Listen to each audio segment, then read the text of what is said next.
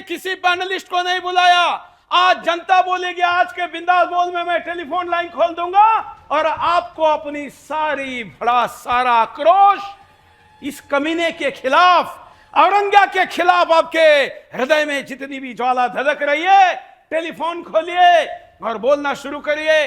जो लोग social media पर शो को देख रहे, कमेंट्स में आपका आक्रोश आना चाहिए, क्योंकि ऐसे खलनायक के विरुद्ध जब बोला जा रहा था तो आप नामर्द होकर चुप बैठे थे। ऐसे आपके घर वाले और आपकी आने वाली पीढ़ियां न कहे, अरे कम से कम औरंगिया को गोली नहीं मार सकते, गाली तो दे ही सकते हैं ना, दीजिए।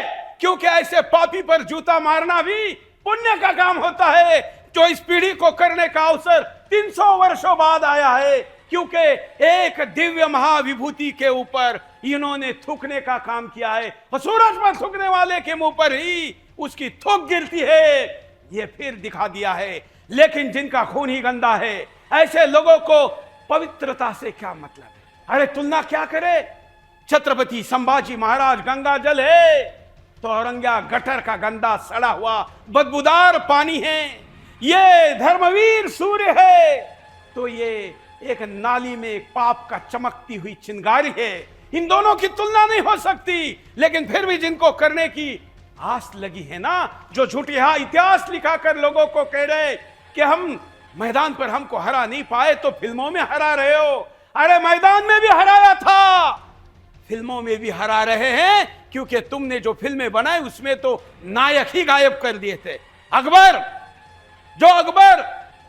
जो अकबर हराम में महिलाएं रखता था इस देश में, जिसने हराम शुरू किया, तुम्हारे लिए वो हरामी नायक हो गया।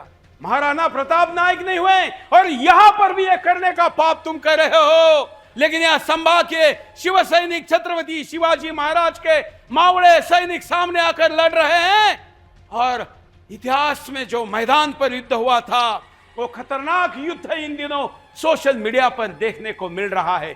लोगों के मन से निकलने वाली ज्वालाएं, लोगों के मन से निकलने वाला प्रेम, लोगों के मन में जो जबरदस्त आदर है संभाजी महाराज के प्रति, वो भी दिख रहा है। मैं आपको एक वीडियो दिखाता हूं, कैसे थिएटर के अंदर का सीन है। मैदान के युद्ध के समय लोग जिस भावना में थे, थिएटर में भी उसी भावना के साथ है। देखिए, फिर मैं बोल देता हूं, फुल स्क्रीन दिखाइए।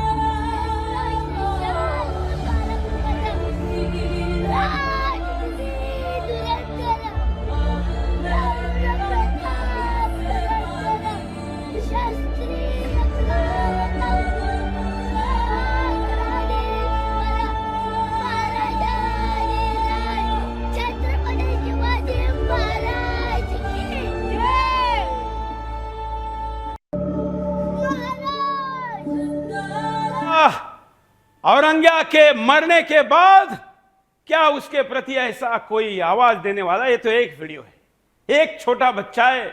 इसके माँ बाप को भी मैं नमन करता हूं कि उन्होंने संभाजी महाराज इसको सिखाए, और एक थिएटर में खड़े होकर वो अपने राजा के प्रति आदरांजलि समर्पित कर रहा है।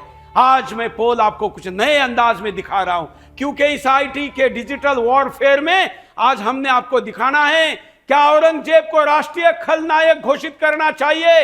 ये पूछे जाने पर विभिन्न आयु वर्गों में क्या धारणा है। देखिए, 0 से 18% जिनको संभाजी महाराज सिखाए नहीं गए, वो केवल 18% लोग कहते हैं कि औरंगजेब को खलनायक दिखाओ। केवल 5% 18 तक की आयु। 1935 अभी पता चलने लगा है, ये अभी होशियार हुए पिछले 10 सालों में। ये कह रहे हैं 15%, और 35 से 50 वालों को पता है, इतिहास कभी ना कभी सुनने में आया है। औरंगजेब की दरिंदगी पता है, उसकी हत्याएं पता है, उसकी सारी प्रकार की करतूतें पता है। 55% 51 से 65 की पीढ़ी है जो अपने में ही लगी रही। 65 वाली भी पीढ़ी वो है जो केवल अपने में लगी रही, जिनके सामने सत्य नहीं आ पाया। इस आयु वर्ग पर एक जैसा विचार देश का नहीं है, विभिन्न आयु वर्ग का विभिन्न विचार आपके सामने रख रहा हूं।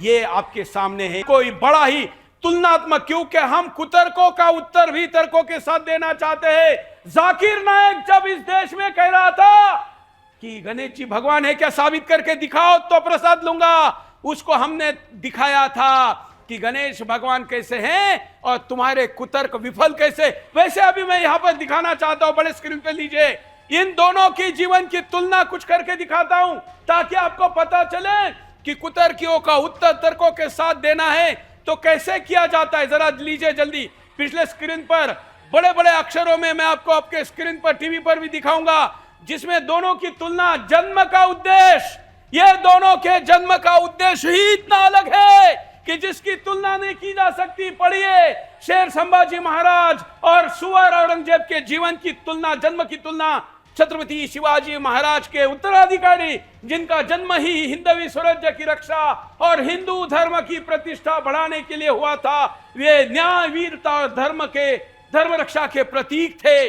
वही दूसरी तरफ एक कट्टरवादी, सत्ता के भूखे और क्रूर मानसिकता वाले व्यक्ति, जिसने इस्लामी विस्तारवाद के लिए अपने ही परिवार को खत्म किया, उसका एकमात्र उद्देश्य हिंदू धर्म को समाप्त करना था। यह उसका पहला वाक्य है। पहला, जन्म के उद्देश्य में फर्क देखिए, दोनों में कितना बड़ा फर्क है। एक महात्मा है तो दूसरा ये कायर। अब लेते हैं परिवार के प्रति दोनों का क्या रवैया था। शेर संभाजी महाराज अपने पिता शिवाजी महाराज जी के वीर गाथा को आगे बढ़ाया, स्वराज्य की रक्षा की और हिंदू संस्कृति को संरक्षित किया। तुलना कर रहा हूं मैं, इसी समय अपने ही पिता शाहजहां को जेल में डाल दिया, अपने भाई दारा शिकोह की हत्या करवाई और पूरे परिवार को सत्ता के लिए मिटा दिया। परिवार के प्रति दोनों के रवैये की यह तुलना है। बोलो औरंगजेब के पिल्लो, अगर कोई कुतर्क है तुम्हारा तो अभी भी दो, उसकी भी मैं यहां पर व्याख्या करूंगा, विश्लेषण करूंगा, क्योंकि तुम्हारे झूठ का जवाब मेरे सच से दिया जा सकता है, इसलिए दिखा रहा हूं। अगला मुद्दा, मैंने बड़े ही तर्कसंगत बातों को लिया है। शासन शैली, क्योंकि दोनों ही अपने अपने क्षेत्र में राजा होने का दावा किया जाता है। हालांकि राजा पूज्य होता है और शहंशाह, बादशाह दरिंदा होता है। संभाजी महाराज राजा थे। संभाजी महाराज एक लोकप्रिय, न्यायप्रिय, धर्म रक्षक और राष्ट्रवादी शासक थे, जिन्होंने हर नागरिक को समान अधिकार दिए और किसी भी जाति धर्म के साथ भेदभाव नहीं किया। दूसरी तरफ सुअर औरंगजेब का कहेंगे तो क्रूर, कट्टर और अत्याचारी शासक था, जिसने लाखों हिंदुओं को इस्लाम में जबरन परिवर्तित कराया और भारत में धर्म के आधार पर भेदभाव को बढ़ावा दिया।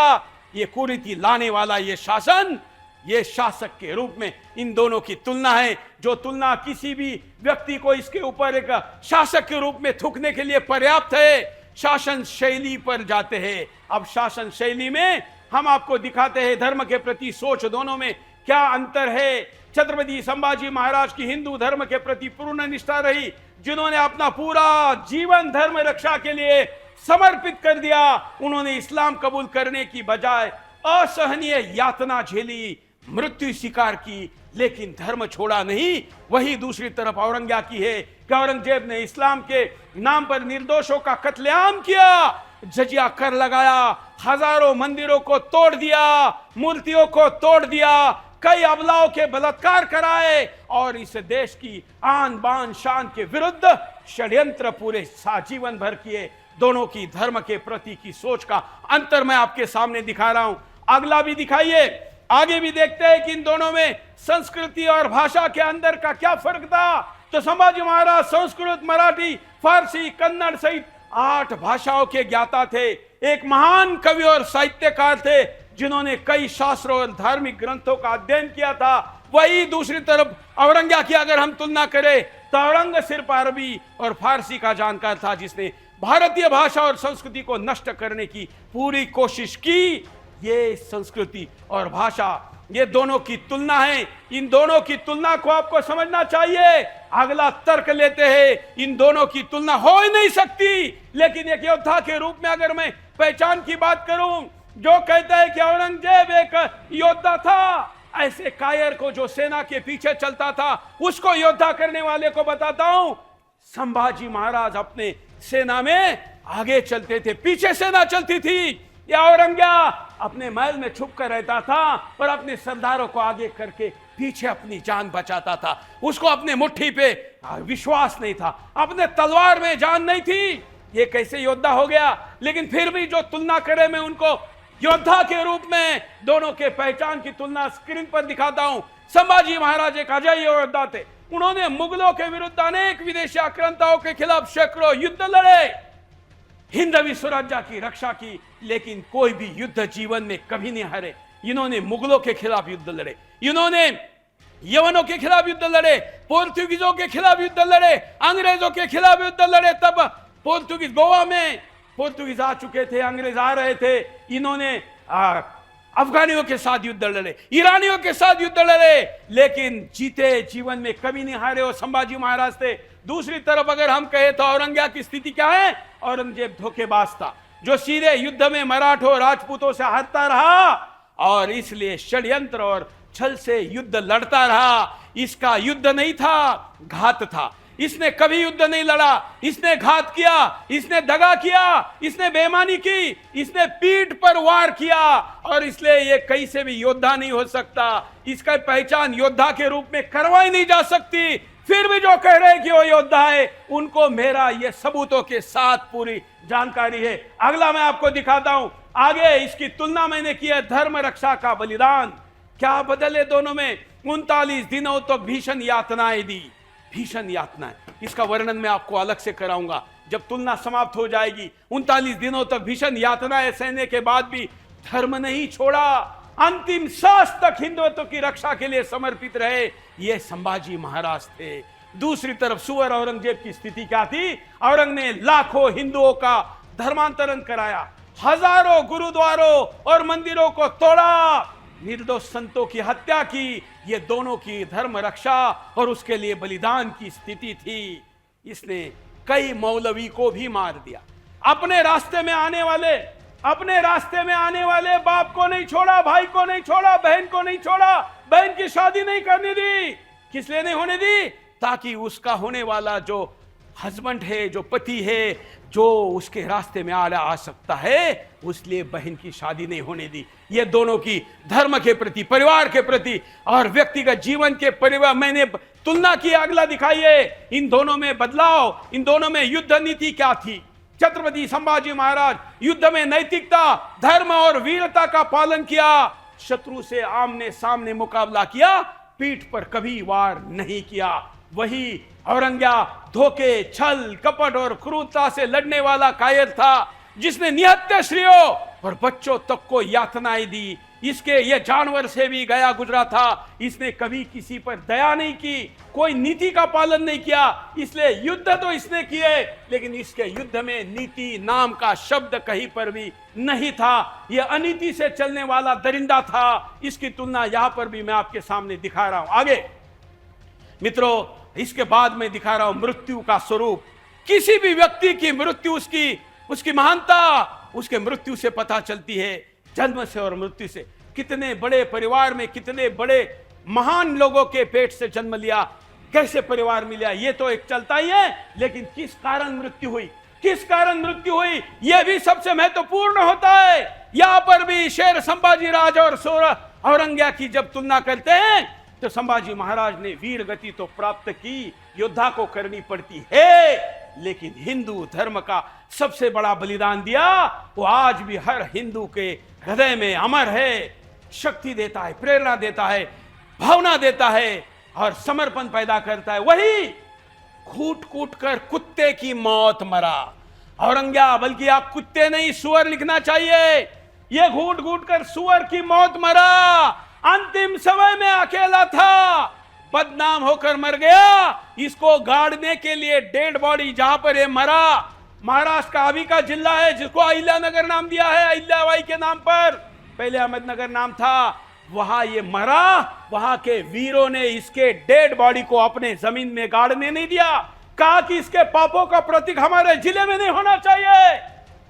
इसकी डेड बॉडी रात के अंधेरे में सुअर की तरह मरे हुई डेड बॉडी को लात में भाग कर लेके गए। और आज जहां पहले औरंगाबाद था, जहां छत्रपति संभाजी नगर है, उसके जिले में जहां आज जिसको लोग खुलताबाद और हम रत्नपुर कहते, वहां पर इसकी बॉडी रखी हुई है। दोनों के मृत्यु में इतना बड़ा अंतर है, एक ने बलिदान दिया और एक ने केवल हत्याएं की।